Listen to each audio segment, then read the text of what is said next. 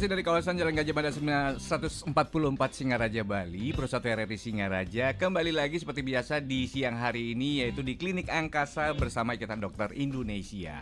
Dan di pagi hari ini kita sudah kehadiran narasumber di studio Perusahaan RRI Singaraja. Selamat datang Ibu Dr. Niluh Ranti Kurniawati, SPMK. Selamat pagi. Siang ya, selamat siang. Selamat pagi menjelang siang. Iya. Apa kabar Ibu Dokter? Baik.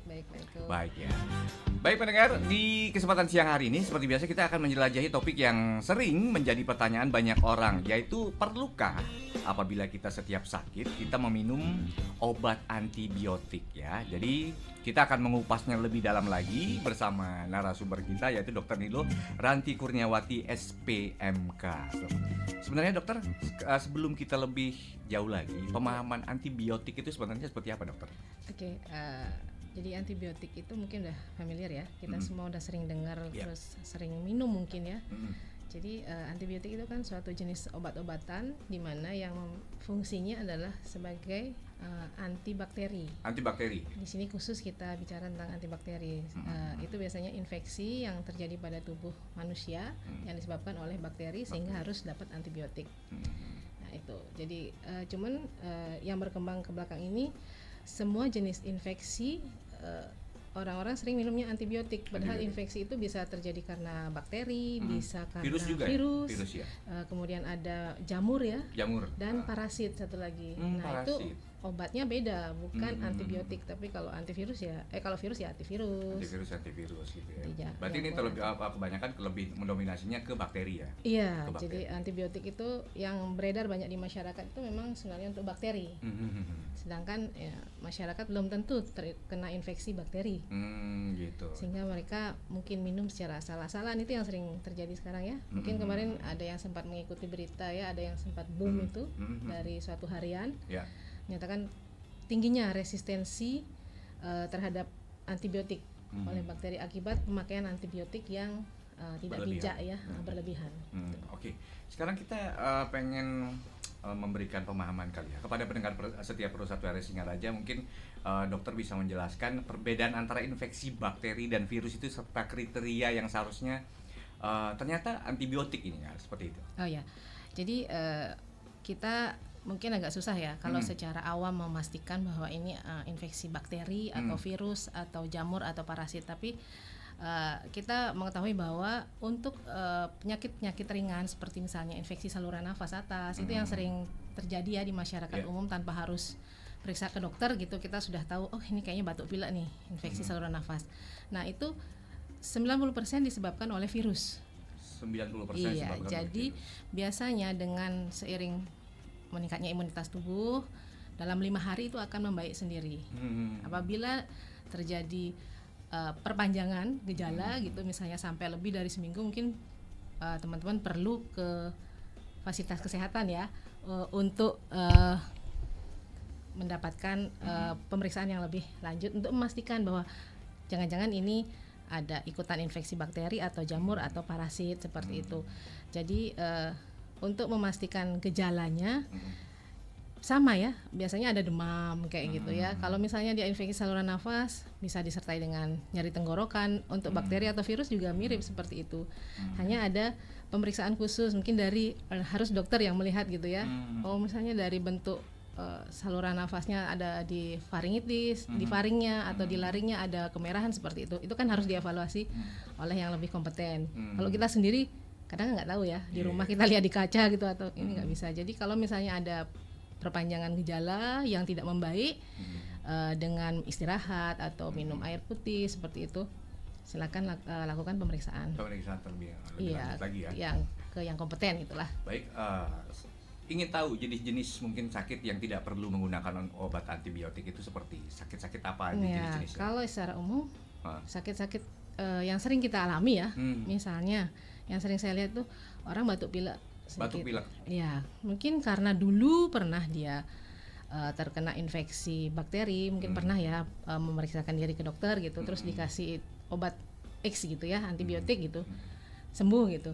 Ketika berikutnya dia terkena keluhan yang hampir sama, mirip gitu, dia akan beli sendiri di apotek. Cuman sayangnya sekarang memang masih belum ada larangan khusus yang menyatakan bahwa bisa membeli tanpa resep dokter bisa membeli antibiotik. Jadi mereka bisa mendapatkannya secara bebas seperti itu. Jadi penyakit-penyakit yang itu mungkin belum tentu perlu antibiotik. Bisa aja dia disebabkan hanya karena virus. Karena virus ya. Ya, kalau virus itu sebagian besar kalau virus yang ringan ya, bukan yang berat seperti COVID ya. COVID itu kan virus juga ya. Itu misalnya influenza yang ringan itu bisa membaik dengan perbaikan sistem imun tubuh, istirahat, kemudian makan minum yang cukup seperti itu. Jadi tanpa perlu minum antibiotik. Lalu ada nggak sih dokter kalau dampaknya ketika kita hanya mengalami sakit batuk, flu seperti itu, tiba-tiba mungkin karena udah kebiasaan kali dokter ya, tiba-tiba kita meminum antibiotik, mungkin ada dampak atau efek-efeknya? Nah itu tadi yang sudah kita sebut di depan ya, resistensi ya. Resistensi. Ya, resistensi itu adalah suatu mekanisme yang dibentuk oleh bakteri yang jadi tubuh kita nih sebenarnya terdiri dari banyak bakteri ya, bakteri baik ya.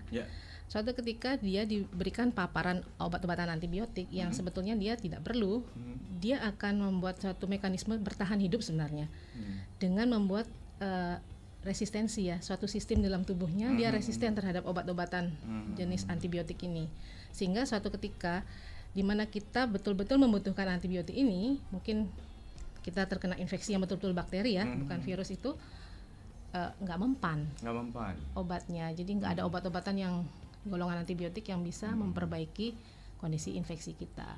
Dan satu lagi, suatu sifat resistensi dari bakteri ini bisa disebarkan, itu yang bahaya ya. Artinya dia bisa menularkan ke bakteri-bakteri lain di sekitar orang yang minum antibiotik tadi, ke orang-orang terdekatnya seperti itu. Terus secara tidak langsung, jadi bisa tersebar seperti itu ya. Oh begitu ya. Ya, jadi itu perlu hati-hati. Harus hati-hati jadi menggunakan obat antibiotik ya. Baik, sekarang kita akan menggali konsekuensi negatif dari penggunaan antibiotik. Tadi kan sudah dijelaskan kayak untuk konsekuensinya negatif. Lalu ini kan sebenarnya kita harus menekankan pentingnya yang namanya konsultasi bersama dokter ya. Iya, betul. Sesuai dengan jenis penyakitnya seperti itu.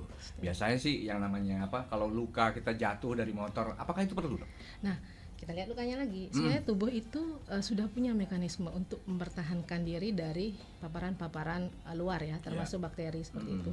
Jadi kalau lukanya itu tidak terlalu berat ya, jadi masih luka ringan, cuma lecet gitu ya, misalnya jatuh dari motor lecet, cukup dibersihkan dengan baik ya. Alkohol mungkin cuci dengan air, kemudian dengan sabun mulai ya, dibersihkan dulu sampai betul-betul kotoran itu hilang.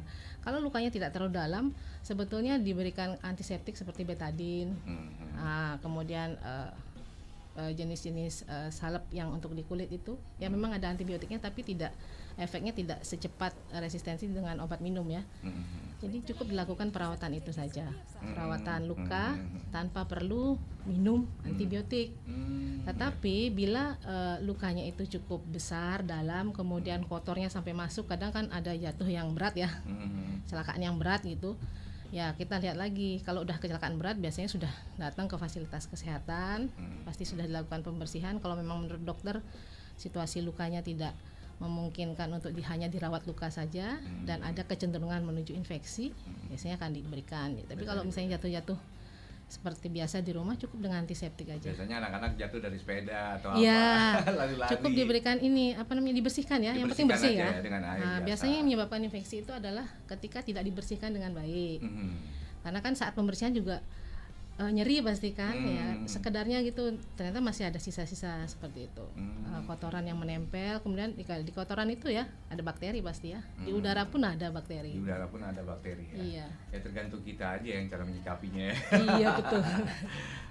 Mungkin ada alternatif lain selain antibiotik, mungkin herbalnya, mungkin ada pilihan referensi mungkin dari dokter. Untuk apa nih? Kalau untuk infeksi yang di permukaan tubuh ya? Ya kalau misalkan ringan, biasanya kan setiap orang tua pasti ada rasa khawatir gitu terhadap anaknya seperti itu. Misalkan tidak siap nih di tempat di rumah, mungkin mungkin obat alternatif sebagai pengganti dari antibiotik ini? Ya, kalau misalnya lukanya, ini luka ya, kita ngomong masih di luka masih ya. Ya, udah dicuci nih ya, udah kita yakin ya sudah bersih, kasih kunyit. Kasih kunyit. Iya, itu obat tradisional lama ya, yang dia memang punya sifat antiseptik. Antiseptik. Ya, kunyit perih tapi ya, sama sih mirip rasanya kayak betadine dia. Kalau Iya, dioleskan iya. itu Kalau coba. dulu yodium ya, apa? Yodium. Iya, itu betadine tuh yodium Betadine, ya, yodium ya. yang merah itu kalau dulu, kalau nggak salah itu juga ada kandungan antiseptiknya dia. Oh, berarti kunyit itu antiseptik. Iya, Nah, ada untuk antiseptik. antibiotiknya? Apa maksudnya yang herbal? Herbalnya. Nggak perlu sih seperti saya bilang tadi, itu kan tubuh sebenarnya punya anti imun sendiri ya, imun sendiri ya. Jadi dia punya suatu antibodi untuk melawan infeksi bakteri itu, sistem itu. Jadi sebenarnya nggak perlu kalau lukanya nggak berat ya. Tapi ketika dia lukanya sudah menunjukkan tanda-tanda infeksi, mungkin seperti saya bilang awalnya lukanya ringan, tapi proses pembersihannya dan perawatannya selama luka itu masih terbuka, masih basah, itu tidak bagus. Kan kotor, Yeah. jadi bakteri itu bisa berkembang biak di sana. Nah, ketika itu terjadi, dilakukan evaluasi, harus periksa ya ke dokter, nanti Yeah, akan yeah. diberikan antibiotik itu untuk membantu tubuh melawan infeksi yang terjadi. Iya. Seperti itu. Baik dokter, luar biasa ya. Baik, untuk pendengar setiap Pro 1 RRI Singaraja, kami undang Anda untuk bergabung bersama kami untuk bertanya-tanya langsung kepada Dr. Niluh Ranti Kurniawati SPMK di sini melalui tema yang kita bahas untuk siang hari ini, yaitu sakit, pentingkah minum antibiotik. Silakan Anda langsung menghubungi kami melalui via telepon di 0362 24644 dan juga di via WhatsApp di 0811 399 9790 jika ingin bertanya ya tentang topik yang kita bahas di siang hari ini. Baik dokter, kita lanjut lagi sebelum kita menunggu pendengar nih ya yang mungkin ingin bertanya-tanya. Nah, sekarang kita saatnya untuk mendiskusikan tanda-tanda klinis yang mungkin menunjukkan perlunya penggunaan antibiotik. Ya, untuk tanda-tanda klinis, jadi tanda-tanda klinis ini bisa kita lihat kalau kita demam ya. Demam tinggi seperti itu, kemudian ada gejala peradangan. Kalau misalnya lukanya merah, kemudian ada tanda-tanda infeksi seperti kalau luka tuh ada keluar nanah seperti itu, itu kemungkinan menuju ke infeksi bakteri. Infeksi bakteri. Itu mungkin perlu segera untuk melakukan pemeriksaan ke fasilitas kesehatan ya. Jadi untuk dapatkan konsultasi yang lebih detail dengan dokter seperti itu. Jadi ini harus dikasih obat apa, mungkin perlu antibiotik jenis apa, karena antibiotik itu banyak sekali ya jenisnya gitu. Kemudian kalau selain demam itu ya tadi sudah ada kemerahan, kemudian ada keluhan lain mungkin ya, nyeri itu. Sering infeksi itu didatangkan disertai dengan rasa nyeri. Nah, itu bisa kita ini berusaha untuk mencari ini ke fasilitas kesehatan. Jadi bisa langsung konsultasi ya? ya? Konsul ya. Jadi kalau infeksi itu kadang nggak bisa kita tegakkan sendiri ya, mengira-ngira seperti itu. Jadi butuh dukungan pemeriksaan fisik dan pemeriksaan penunjang kalau infeksinya lebih berat gitu. Lebih berat. Ya, penunjang misalnya dicek laboratorium untuk memastikan infeksi ini ke arah mana seperti itu. Apakah dia virus? Ya, karena demam juga bisa virus ya. Iya. Semua infeksi, jamur, virus itu parasit itu semua juga bisa menimbulkan demam, karena demam itu kan respon tubuh ya terhadap terjadinya infeksi tadi atau paparan dari makhluk asing ya yang masuk ke tubuh. Baik Ibu Dokter, ini kayaknya sepertinya ada yang sudah masuk di YouTube dan ingin bertanya. Oke. Saya Deta ingin bertanya, apa yang terjadi jika antibiotik digunakan secara berlebihan atau tidak sesuai anjuran? Iya. Seperti itu. Betul, ya ini dah yang kita Silakan, obrolin Ibu dari tadi ya. Kalau kita pakai antibiotik pertama itu harus benar-benar bijak dalam arti tepat sasaran, tepat dosis, tepat waktu ya. Sasaran tentu saja kita harus konsultasi dengan yang lebih kompeten ya. Nah, kita perlu nggak minum antibiotik itu dulu? Apakah benar infeksi yang terjadi pada tubuh kita ini disebabkan oleh bakteri atau bukan virus? Jadi yang tahu itu pasti kan yang lebih kompeten ya, dokter gitu di sini. Kemudian yang kedua, kalau kita minum antibiotik berkepanjangan. Nah, antibiotik itu bila sudah diberikan oleh dokter, berarti sudah ada pertimbangan klinis ya. Iya. Dan laboratoris untuk dukungannya. Jadi memang ada antibiotik yang harus diminum panjang. Misalnya kalau pada pasien TBC, dia bisa minum antibiotik sampai 6 bulan. itu memang sudah aturannya seperti itu nggak masalah. Itu nggak masalah. Tapi kalau kita minum antibiotik tanpa indikasi yang jelas, kita beli-beli aja sendiri gitu, misalnya kita sakit, itu yang tidak saya sarankan, karena itu yang akan menimbulkan resistensi tadi. Oh iya. Iya. Terus punya dampak buruk nggak sih dok kalau misalkan kita sebelumnya itu mengkonsumsi kopi misalkan? Mungkin kopi. Iya kopi. Tiba-tiba kita mengalami gejala sakit seperti itu. Mungkin karena udah kebiasaan kita langsung minum apa yang ada obat di rumah. Di rumah gitu. ya. Itu gimana tuh dok? Kalau kopi sebenarnya nggak masalah. Nggak Ada masalah. beberapa obat bahkan bersinergis dia kerjanya, kayak parastamol misalnya sakit kepala. Ya kalau sakit kepala ya saya bilang ya. Kalau demam lain lagi gitu. Dia bisa meningkatkan efek menghilangkan nyerinya seperti itu. Tapi kalau demam ya parastamol aja, nggak usah dikasih kopi. Nggak usah dikasih kopi. Iya, jadi jangan minum Jadi kopi nggak dulu. usah pakai antibiotik lagi ya? Iya, nggak usah minum antibiotik dulu gitu. Nanti kalau misalnya memberat, keluhan yang kita rasakan misalnya, kita kasih waktu ya, evaluasi, observasi di rumah gitu. Kalau kita belum bisa ke vaskes, belum bisa konsul ke dokter, 3 hari lah. Kalau keluhan kita nggak membaik, ya kita harus ke dokter dulu, konsultasi. Ini kemana sih arah sakit saya Arah ini? sakitnya. Ya, Gitu. biar Tiba-tiba nggak sakit kayak kepala langsung aja main hajar iya, gitu kan biasanya hajar. seperti itu dokter. Betul, Orang tahu-tahu malas, nanti hipertensi kan. hipertensi. Obatnya bukan parastamol, obatnya penurun tensi. Iya. Jadi ya itu perlunya kita berkonsultasi dengan yang lebih kompeten. Iya. Sepertinya sudah ada yang masuk dokter. Oke. Mari kita terima ya. Silakan. Halo, selamat siang. Klinik Angkasa. Selamat siang, Selamat siang. Selamat siang Pak. Dengan sama Bapak. Iya. Bung Adi ya? Niko di sini. Oh, Pak Niko. Iya. Bersama narasumber Dokter Nilo. Ranti Kurniawati. Iya, Ranti Pak. Selamat siang, Bu Dokter. Selamat siang Pak. Saya Putu Ayang Tejapula. Putu Pak. Ayang. Pak Putu. Iya. Kemarin dulu, bukan kemarin lama ya. Kalau tidak salah tanggal 10 April, Iya. saya itu sudah mencatat itu tanggal 10 April saya batuk-batuk. Ya. Oke. Dan batuk itu tidak muncul hangus itulah. Semakin Muncul bertambah hangus. ya batuk-batuknya. Perkiraan saya besok lagi 2 hari pasti hilang kan gitu. Damang lah kalau bahasa Belandanya damang kan. Pak ya. Setelah dibiarkan sampai sampai 2 mingguan tidak juga hilang. Masih semakin parah dia gitu loh. Iya. Nah ini akhirnya 1 bulan, setelah 1 bulan masih dia batuknya, baru saya ke dokter gitu loh, menyerah dengan batuk-batuk ini gitu.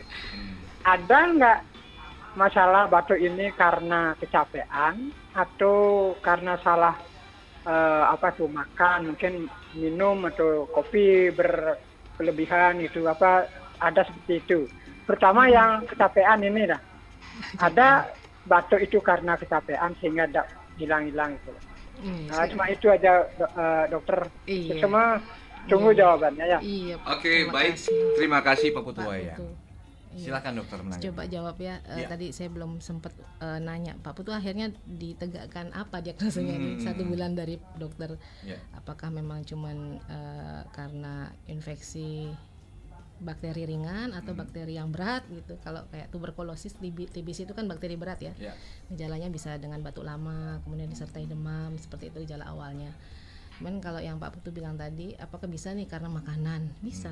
Bisa Makanan-makanan yang mengiritasi saluran ini tenggorokan, itu bisa menyebabkan kita jadi respon untuk menolak zat asing ya. Itu batuk itu sebenarnya respon untuk menolak zat asing, apakah dia mikroorganisme, apakah zat-zat lain seperti itu, misalnya debu gitu kan. Kadang kita batuk-batuk ringan ya.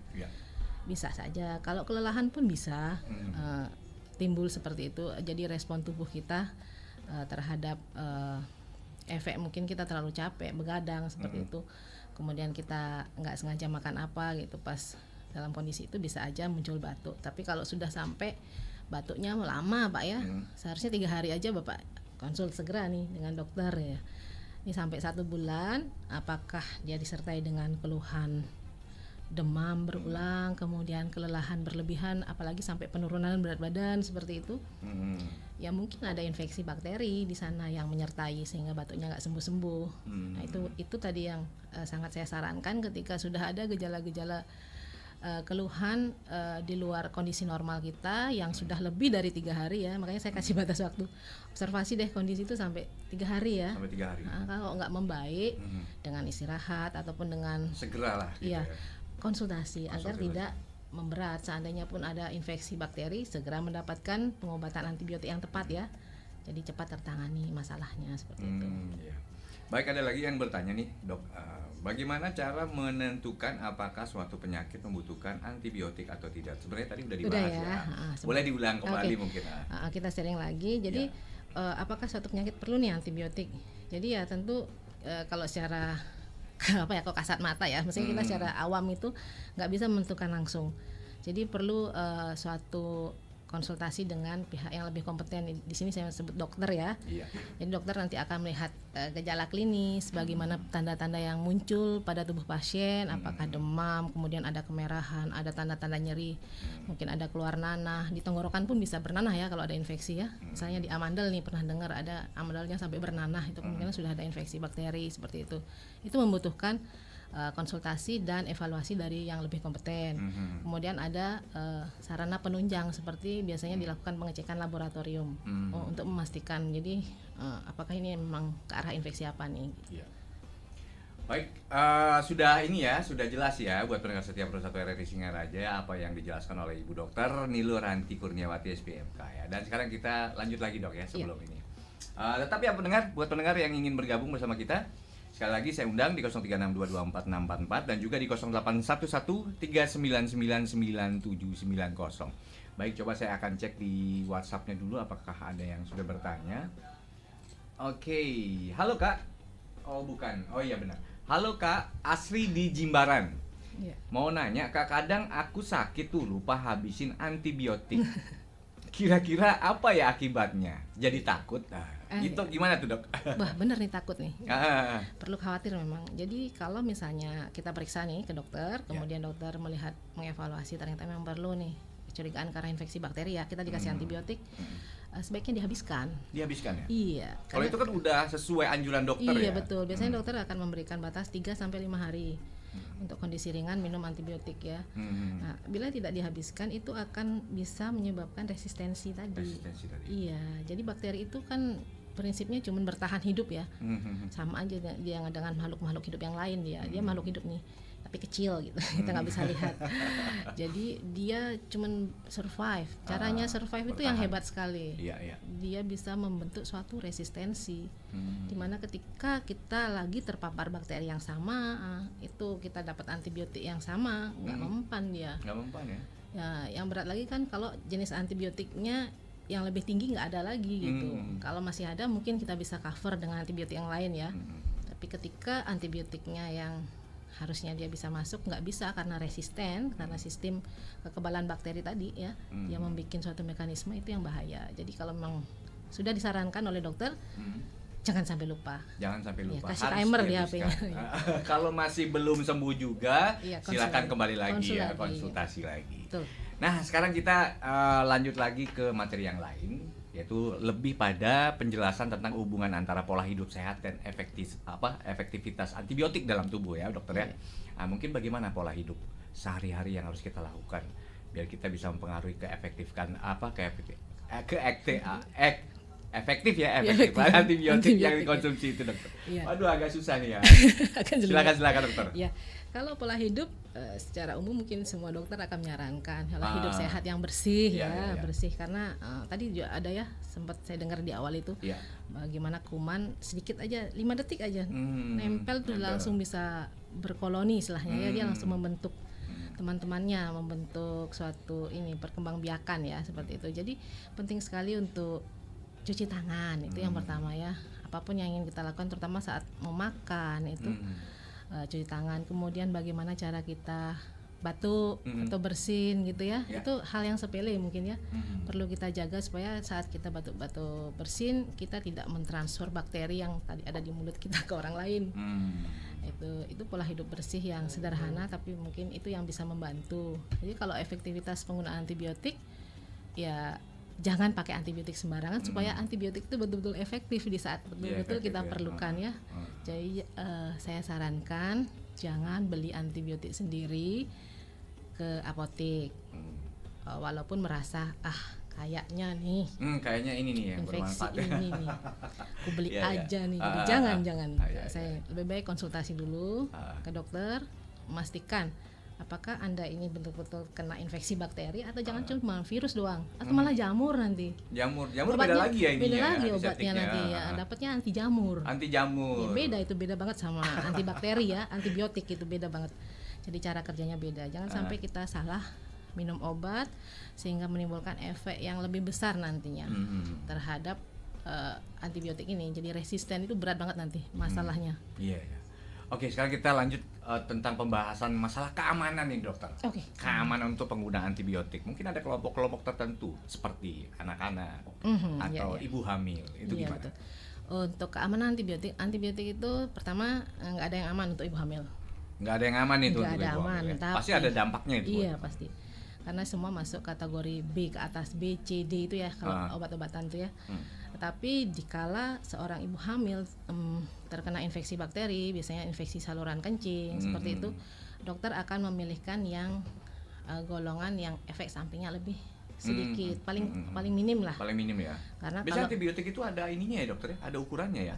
ya kalau dari dosis ada. Dosisnya ya? Ya, dosis. Jadi dosis anak-anak, dosis orang dewasa, dosis kondisi berat, kondisi ringan itu biasanya disesuaikan nanti. Oh iya. Nah, itu perlunya berkonsultasi. Oh iya, oke. Kita nggak biar nggak pusing mikir sendiri gitu, atau salah minum obat ya, nggak bijak dari segi dosis seperti itu. Jadi kalau anak-anak biasanya dosisnya berbeda dan nggak semua jenis antibiotik itu bisa untuk anak-anak, bisa untuk ibu hamil. Jadi kalau saya jelasin semua banyak soalnya nih antibiotiknya lebih baik konsul aja ke dokter.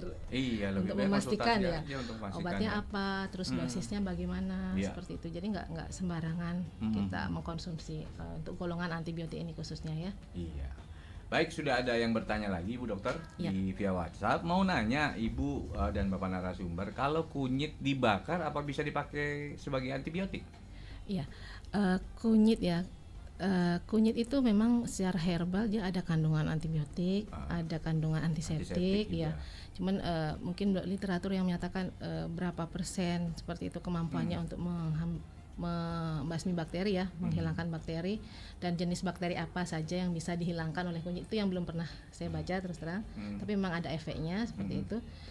Kalau dibakar mungkin bisa saja dia hanya masalah teknik ya. Jadi mungkin kalau dibakar lebih apa ya, Lebih ekstrak mujarab. Kalau ya orang mungkin bilang, ekstraknya mungkin lebih ini ya. ya lebih kental kayak gitu ya, Lebih lebih kental, banyak yang betul, dapat ya mungkin ya dari sana dari pengolahannya dibandingkan kalau hanya diparut biasa seperti itu.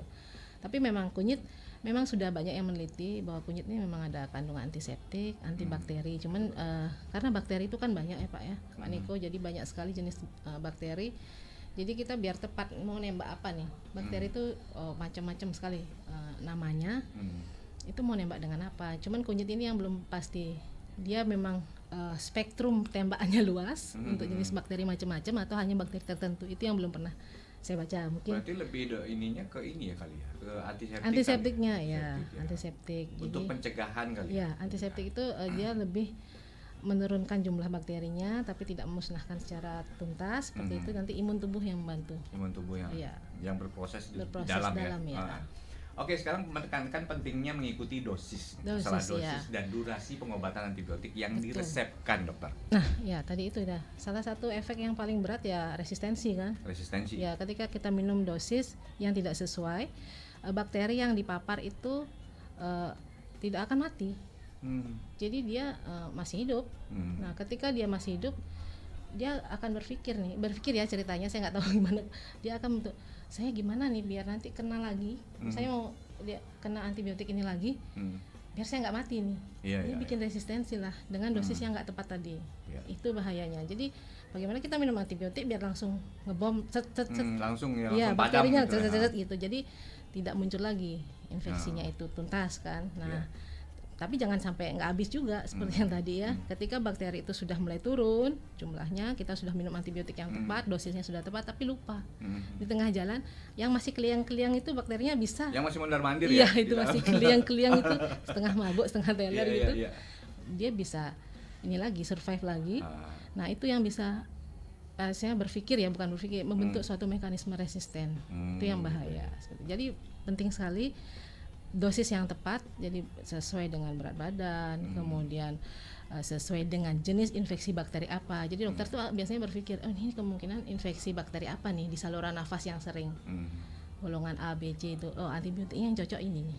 Gitu biasanya pola pikir dokter saat memberikan antibiotik. Jadi itu pentingnya untuk konsultasi. Berarti macam-macam ada antibiotiknya ya? Antibiotik itu banyak, mungkin yang sering di masyarakat ya tetra ya. Tetra. Itu paling sering banget saya lihat di apotek dibeli ya. Kemudian amoxicillin. Itu masih golongan ringan ya. Kemudian ampicillin. Ya, yang biasa kita koleksi di rumah iya, lah ya. Itu koleksi. Di kotak Coba lihat kalau ada koleksi ya sekarang mungkin iseng-iseng ibu bapak di rumah ada koleksi antibiotik masih sisa buang ya. Gitu. Dibuangnya pun juga jangan sembarangan. Itu durasinya berapa ininya? Apanya? Durasi antibiotik yang harusnya kan sebentar Pak. Oh, begitu sebentar, habis ya? Langsung kan nggak ada sisa harusnya. Iya. Berarti kalau ada sisa dia tanda tanya nih.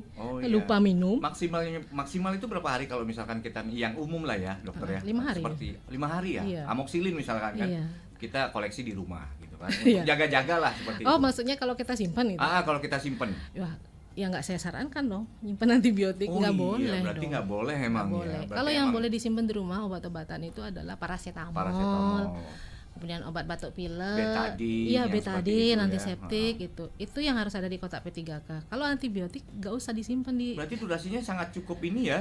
Iya, dan hati-hati loh ya untuk iya, mengkoleksi. Jadi jangan mengkoleksi antibiotik, buang aja lah, buang pun dengan cara yang dibakar ya atau dihancurkan dulu ya, karena antibiotik itu ya nggak cuma ke manusia, ke hewan juga. Mungkin ada yang pernah baca, mungkin pendengar klinik angkasani ya.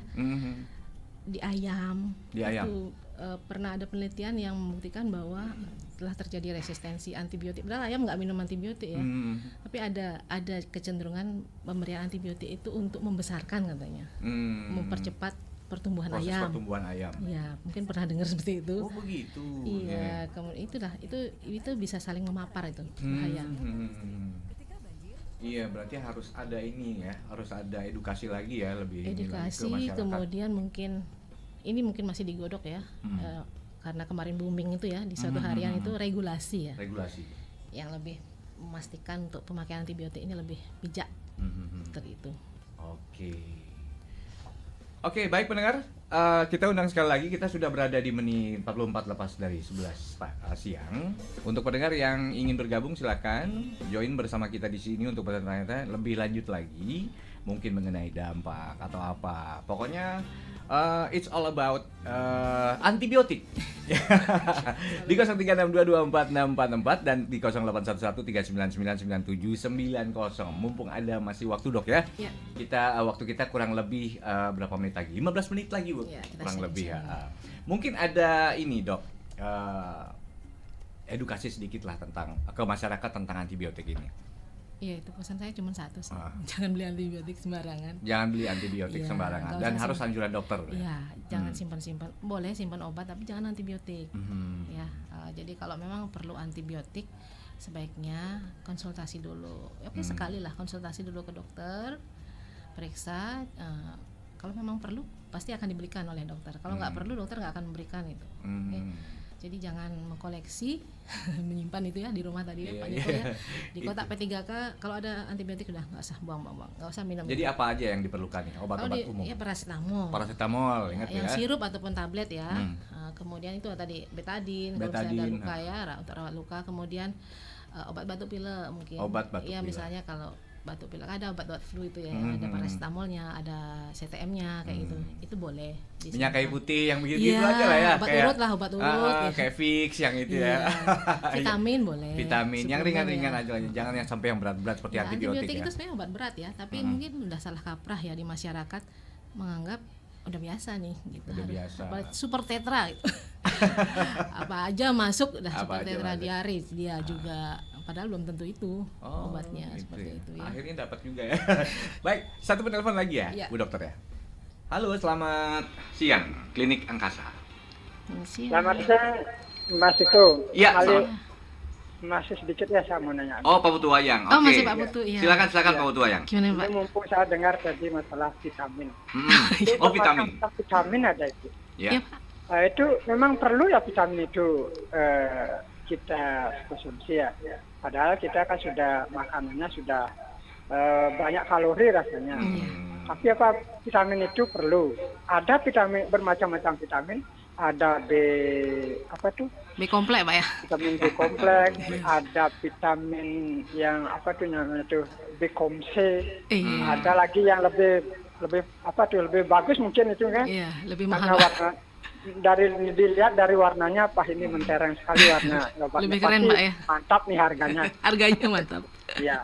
Itu vitamin itu memang diperlukan tubuh ya. Nah, itu yang saya tanyakan Bu Dokter. Ayo. Ada sulaleb Bu dia ngomong jak. Sulalem. Bapak lucu sekali. Ya, terus. Terima kasih Bu Dokter. Iya, makasih Pak Putu. Itu aja tambahan saya. Iya. Oke, baik. Terima kasih Pak Oke. Putu Wayang. Silakan Dokter. Ya, saya sharing ya. Kalau multivitamin itu sebenarnya kalau kondisi tubuh kita bagus, makan minum kita bagus, kita yakin kita bisa mengkonsumsi banyak jenis makanan ya sebagai sumber vitamin, mineral ya nggak perlu. Tidak perlu. Vitamin itu diperlukan ketika misalnya kondisi pasien atau seseorang itu memang lemah sekali. Dia makan minumnya nggak bisa bagus, kemudian kemungkinan metabolismenya jadi nggak bagus juga ya. Perlu ditambahkan suplemen, itu pun juga nggak boleh sering-sering karena kan ada efek ke ginjal seperti itu. Jadi sesuai dengan kebutuhan. Jadi kalau memang merasa bagus kondisi tubuh, makan minum ya terutama dari sana kan sumber vitamin, mineral dan segalanya itu dari makanan ya. Kalau bagus ya nggak perlu. Kalau bagus ya nggak perlu. Ya, kalau kondisi kita kurang fit, makan minum kita kurang bagus, itu bisa bantu sebagai support aja Iya, ya. iya. Tapi bukan itu yang utama ya. Jangan terus minum vitamin aja tapi nggak makan-makan ya. Makanan yang utama ya. Iya, makanan yang itu harus semua. dikonsumsi. Jadi kembali semua yang alami. Oke Dokter, yang terakhir Ibu Dokter. Ya. Saran-saran terakhir nih untuk kepada pendengar kita mengenai penggunaan antibiotik yang lebih bijaksana Lebih lagi bijak dan lah ya. bertanggung jawab. Baik. Tetap bijak Tetap bijak menangkap. Oke, gimana? menggunakan antibiotik. Ah. Oke. Ya, konsultasikan ke dokter ketika Anda merasa penyakit Anda sudah tidak baik dengan istirahat saja seperti itu. Kemudian jika Anda merasa Anda terkena infeksi bakteri, mungkin tadi ada demam, nyeri seperti itu, konsultasi dulu, jangan langsung ke apotek untuk kondisi seperti itu. Jadi jangan pernah, saya sangat nekankan, jangan pernah mulai hari ini ya mengkoleksi antibiotik, kemudian menyisakan antibiotik, membeli sendiri antibiotik tanpa saran atau resep dari dokter. Resep dari dokter. Ya. Kadang-kadang itu yang terjadi di Masih banyak. di masyarakat. Ya, karena regulasinya Bekas masih dari Nah, dari si sisa, A, sisa, dari si iya, A itu. dan bisa diberikan ke si B seperti itu. Itu berbahaya sekali Pak Itu Niko. berbahaya, apalagi dengan dosisnya dengan mungkin Nggak sesuai. nggak sesuai, Terus ya kan? kemudian infeksi bakterinya juga nggak sama ternyata. Pernah terjadi nggak dok seperti itu? Mungkin selama dokter bertugas begitu kan tiba-tiba ada pasien dokter yang menanyakan, dok seharusnya ini saya minum antibiotik ini dosisnya seperti apa? Seperti Oh, ini. sering. Kalau ya. Jadi tentu mereka akan menanyakan dosis, terutama untuk anak-anak ya. Untuk anak-anak. Ya, mereka sudah aware tuh di situ. Anak-anak ini dosisnya pasti lebih kecil, lebih ringan gitu. Kemudian mereka sediaannya kan biasanya sirup. Itu berbeda nanti pemberiannya, biasanya dicampur dulu, ada sirup yang kering, ada sirup yang udah tercampur seperti itu. Di sana kita jelaskan bahwa ini dosisnya berbeda, kemudian pemberiannya harus gimana seperti itu. Baik. Kalau memang ke dokter ya. Baik dokter, terima kasih banyak sudah Iya, hadir di studio sama-sama, kami di Pak Pusat Niko. RRI Singaraja, sudah menjelaskan atau sudah mengedukasi kepada masyarakat sekaligus kepada pendengar setia kita di Pusat RRI Singaraja bagaimana penggunaan antibiotik yang bijak dan bertanggung jawab ya dokter Iya. ya. Mudah-mudahan apa yang Ibu Dokter sampaikan bisa bermanfaat buat kita semua ya. Mungkin ada harapan terakhir nih. Harapan saya kedepannya nanti teman-teman Klinik Angkasa dimanapun berada lebih bijak ya saat akan menggunakan antibiotik ya. Ini semua PR kita sama-sama supaya tidak makin meningkat angka resistensi terhadap antibiotik ini. Karena nanti kerugiannya akan memapar kita sendiri. Baik. Baik, luar biasa dokter. Kita jumpa lagi di next ini ya. Terima kasih Pak Niko. Oke. Baik pendengar, sekian dan terima kasih banyak atas kebersamaannya. Udah bersama-sama kami di Klinik Angkasa untuk hari ini, hari Jumat tanggal 7 Juni 2024. Tetaplah bersama kami di siaran kanal Informasi dan Inspirasi. Karena saat lagi, tepatnya di jam 12, nanti kita akan sama-sama mendengarkan Puji Trisandi.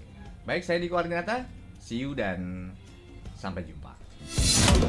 Kanal Informasi dan Inspirasi Pro 1. Bencana banjir bisa terjadi setiap saat. Beberapa hal yang patut diwaspadai ketika banjir antara lain sengatan listrik. Ketika banjir, waspadalah dengan bahaya listrik akibat terkelupasnya kabel atau putusnya kabel serta akibat rubuhnya tiang listrik.